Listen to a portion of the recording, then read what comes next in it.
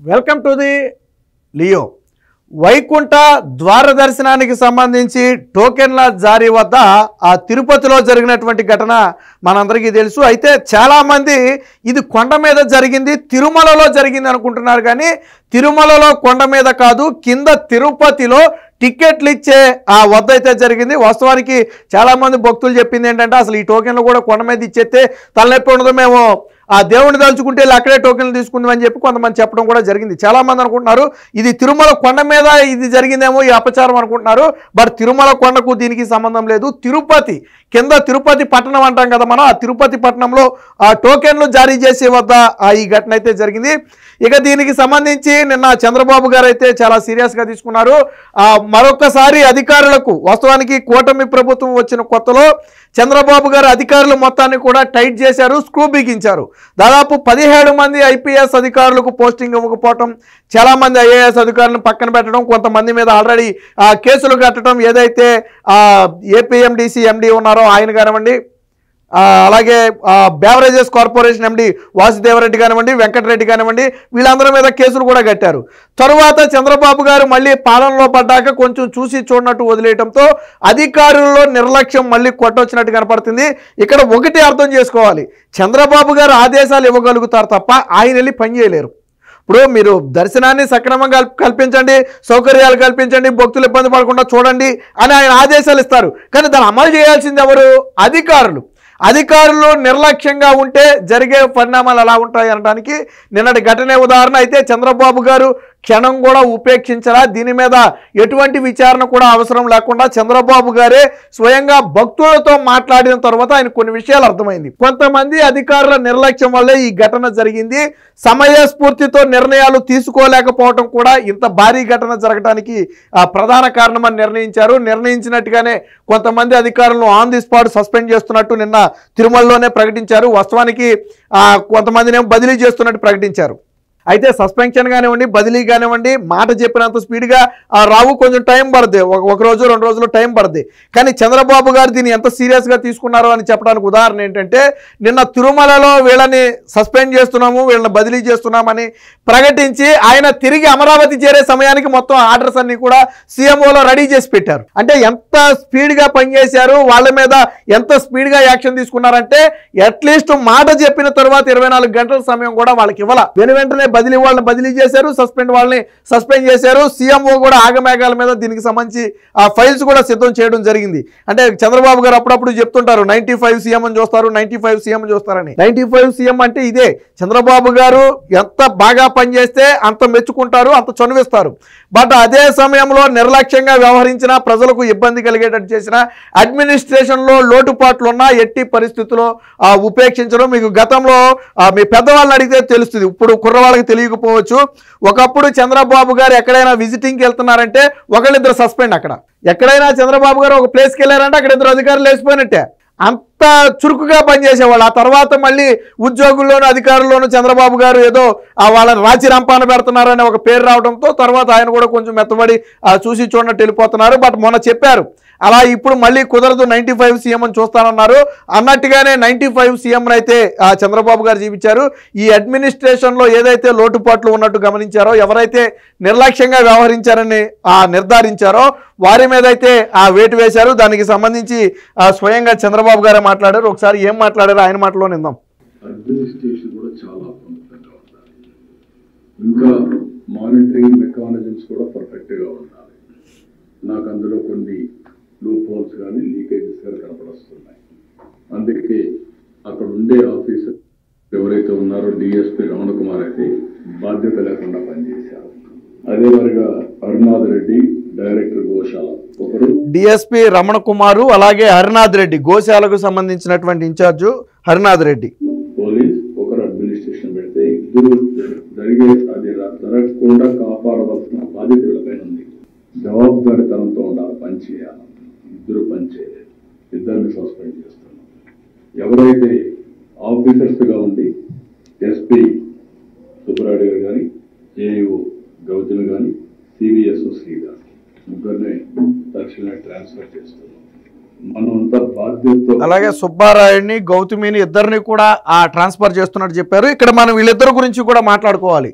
సుబ్బారాయుడు అనే వ్యక్తి 2014 నుంచి 19 వరకు చంద్రబాబు గారికి ముఖ్య భద్రతా అధికారిగా పనిచేశారు. వాస్తవానికి సుబ్బారాయుడిని తెలంగాణ నుంచి డిప్యూటేషన్ మీద తీసుకొచ్చి తిరుపతిలో పోస్టింగ్ ఇస్తే ఆయన ఇప్పుడు నిర్లక్ష్యంగా వ్యవహరించారనేది చంద్రబాబు గారి ఆవేదన. దాంతో అంటే ఎంత కావాల్సిన వ్యక్తి అయినా తీసుకొచ్చిన తర్వాత సక్రమంగా విధి నిర్వహించకపోతే చంద్రబాబు గారికి చెడ్డ పేరే కదా. ఈరోజు ఆ ఘటన జరిగి ఉండకపోతే వైకుంఠ ద్వార దర్శనం అందరికీ సక్రమంగా జరుగుంటే టీటీడీకి కానీ ప్రభుత్వానికి చాలా మంచి పేరు వచ్చేది. బట్ దురదృష్టకర ఘటన ద్వారా ఏమైంది, ఇప్పుడు మొత్తం కూడా అందరూ కూడా ప్రభుత్వాన్ని నిందించాల్సిన పరిస్థితి వచ్చింది. వాస్తవానికి జరిగింది దురదృష్టకర ఘటన అయినప్పటికీ కూడా అధికారుల నిర్లక్ష్యాన్ని అయితే ఉపయోగించుకుని ఇక గౌతమి, ఎవరి గౌతమి అంటే 2022-23 సమయంలో అనంతపురం జిల్లా కలెక్టర్గా ఉన్న సమయంలో జగన్మోహన్ రెడ్డికి అనుకూలంగా వ్యవహరిస్తున్నారు, వైసీపీ నాయకుల మాటలు విని టీడీపీ నేతలను ఇబ్బంది పెడుతున్నారనే ఆరోపణలు ఉన్నటువంటి వ్యక్తి ఈ గౌతమి. 2024 ఎన్నికల సందర్భంగా ఎలక్షన్ కమిషన్ గౌతమిని తీసి పక్కన పెట్టి ఏప్రిల్ నెలలో ఎలక్షన్కి 1-2 నెలల ముందు అసలు అడ్మినిస్ట్రేషన్తో అంటే దీంతో ఎలక్షన్తో సంబంధం లేని టీటీడీకి జేఈఓగా బదిలీ చేసింది. సో నాటి నుంచి వాస్తవానికి కూటమి ప్రభుత్వం వచ్చిన తర్వాత గౌతమిని తీసి పక్కన పెడతారు అనుకున్నారు. ఎందుకు, వైసీపీతో ఆవిడ అంటకాగిందనే ఆరోపణలు ఆవిడ మీద ఉన్నాయి. అది ఎలక్షన్ కమిషన్ కూడా సస్పెండ్ చేసినప్పుడు బయటపడింది. బట్ సరే, చంద్రబాబు గారు మంచితనం తెలుసు కదా, సరే పోనే ఏదో చేసుకుంటుంది కదా, అడ్మినిస్ట్రేషన్ సంబంధం లేదు కదా, ఏదో చేసుకుంటుంది కదా అని వదిలేస్తే ఈరోజు టోకెన్ కేంద్రాలు మొత్తాన్ని పర్యవేక్షించాల్సిన వ్యక్తి ఈ జేఈఓగా ఉన్నటువంటి గౌతమి. ఇప్పటి వరకు మనం మాట్లాడుకుంది ఈవిడ గురించే, వైసీపీతో అంటగాగిందని ఆరోపణలు ఉందన్న వ్యక్తి ఈ వ్యక్తే. మొత్తం టోకెన్ కేంద్రాలన్నింటినీ పర్యవేక్షించి అన్ని విభాగాలను కోఆర్డినేట్ చేసుకుని ఎటువంటి ఇబ్బంది లేకుండా టోకెన్లు జారీ చేయటం ఈవిడ పని. కానీ ఈవిడ చాకచక్యంగా లేకపోవటం, అన్ని విభాగాలను కోఆర్డినేట్ చేసుకోకపోవటం, సరైన భద్రతా సిబ్బందిని అక్కడ ఏర్పాటు చేసుకోకపోవటం, ఇలాంటి ఆరోపణల నేపథ్యంలో గౌతమిని కూడా బదిలీ చేశారు. వాస్తవానికి గౌతమి మీద ఇప్పుడు ప్రస్తుతానికి మాత్రం బదిలీ, బట్ గౌతమి మీద కూడా సస్పెన్షన్ పడే అవకాశం ఉంది. ఎందుకంటే దీనికి ప్రధాన కారణం గౌతమి అనే ఆరోపణలు అయితే ఉన్నాయి. ఎందుకంటే ఆవిడ ఇన్ఛార్జిగా ఉన్నప్పుడు, ఆవిడకి బాధ్యత అప్పగించినప్పుడు అక్కడ కావాల్సిన ఏర్పాట్లన్నీ చూసుకోవాల్సింది ఆవిడే. సో ఆవిడ చూసుకోలేదు కాబట్టే ఈరోజు ఈ ఘటన జరిగింది. సో ఆవిడ మీద వేటుపడే అవకాశం కూడా ఉందంటున్నారు. అదైతే తర్వాత చూద్దాం. దీనికి సంబంధించిన వార్త కూడా వచ్చింది, ఒకసారి చూద్దాం. తొక్కిసలాట బాధ్యులపై వేటు, తిరుపతి డిఎస్పీ రమణ కుమారు, గోశాల డైరెక్టర్ హరినాథ్ రెడ్డి అయితే సస్పెన్షన్. వీరిద్దరూ ప్రధానంగా తొక్కిసలాట వద్ద ఉన్నటువంటి వాళ్ళు, దానికి ఇన్ఛార్జీలుగా ఉన్నటువంటి వాళ్ళు. ఇక ఎస్పీ సుబ్బారాయుడుతో పాటు టీటీడీ సివిఎస్వి జేఈఓగా అయినటువంటి గౌతమిని అయితే బదిలీ చేయడం జరిగింది. అలాగే దుర్ఘటనపై న్యాయ విచారణ కూడా ఆదేశించారు. ఇదే సమయంలో మృతులకు అండగా ఉండాల్సిన బాధ్యత కూడా ప్రభుత్వం మీద ఉంది కాబట్టి చనిపోయిన కుటుంబాలకైతే 25 లక్షల రూపాయల పరిహారం ప్రకటించారు. వాళ్ళలో చనిపోయిన కుటుంబంలో నుంచి ఒకరికి టీటీడీలో కాంట్రాక్ట్ ఉద్యోగం ఇవ్వడానికి కూడా చంద్రబాబు గారు అయితే అంగీకరించారు. దానికి సంబంధించిన హామీని కూడా ఇవ్వడం జరిగింది.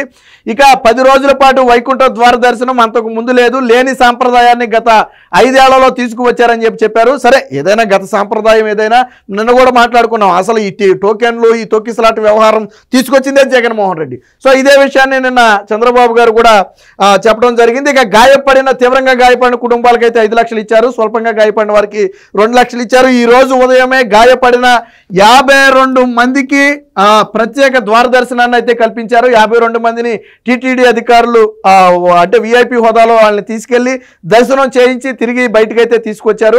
ప్రస్తుతానికైతే ఈ మృతులు తప్ప మిగతా వారందరూ కూడా దాదాపుగా కోలుకున్నట్టుగా తెలుస్తుంది. నిన్న చంద్రబాబు గారు కూడా చాలా ఓపికగా సహనంగా వెళ్ళి బాధితులందరితో మాట్లాడటం, చంద్రబాబు గారు తీసుకున్న ఈ సస్పెన్షన్ కానీ బదిలీ వేటు కానీ బాధితులతో మాట్లాడిన తర్వాత ఆయన విధి నిర్వహణలో వీళ్ళ అలసత్వం ఉందని గ్రహించిన తర్వాత తీసుకున్నటువంటి నిర్ణయం.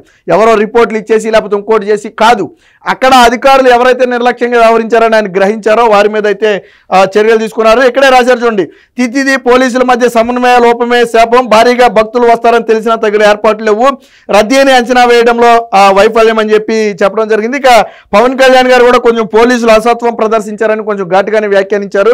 4 లక్షల మంది భక్తులు వచ్చినప్పుడే ఎప్పుడు జరగలేదు, ఇప్పుడు ఎందుకు జరిగిందని చెప్పి కూడా ఆయన ప్రశ్నించడం జరిగింది. దీనికి సంబంధించిన మరొక వార్త కూడా వచ్చింది, ఒకసారి చూద్దాం. సో నిన్న చంద్రబాబు గారు అధికారుల తీరుపై కూడా కొద్దిగా ఆగ్రహం వ్యక్తం చేశారు. దాని మీద జేఈఓ గౌతమి, ఇదిగో ఈవిడే ఇప్పటి వరకు మనం మాట్లాడుకున్న జేఈఓ ఎవరైతే అదే వైసీపీ హయాంలో ఆవిడ ఉందని చెప్పి మనం మాట్లాడుకున్నామో అక్కడ క్యూ లైన్ల నిర్వహణ బాధ్యత ఈవిడిది కాబట్టి ఈయనైతే చంద్రబాబు గారు నిలదీశారు. ఆ తర్వాత ఆవిడతో మాట్లాడిన తర్వాత కూడా ఆవిడ అలసత్వం ఉందని గ్రహించే ప్రస్తుతానికైతే బదిలీ వేశారు. బట్ తర్వాత ఆవిడ మీద వేటు కూడా పడే అవకాశం ఉందని తెలుస్తుంది. ఇక చంద్రబాబు గారు అధికారుల మీద ఆగ్రహానికి వ్యక్తం చేసినటువంటి అంశాన్ని ఇక్కడ చూడొచ్చు. ఇక ఎవరి మీద ఆగ్రహం వ్యక్తం చేశారు, ఎవరిని బదిలీ చేశారంటే జేఈఓగా ఉన్నటువంటి గౌతమి అంటే ఈవిడ మీద, అలాగే తిరుపతి ఎస్పీ సుబ్బారాయుడు వీరిద్దరు అయితే బదిలీ అవడం జరిగింది. ఇక సివిఎస్ఓ శ్రీధరు, అలాగే క్రైమ్ డిఎస్పీ రమణ కుమారు, అలాగే గోశాల డైరెక్టర్ హరినాథ్ రెడ్డి.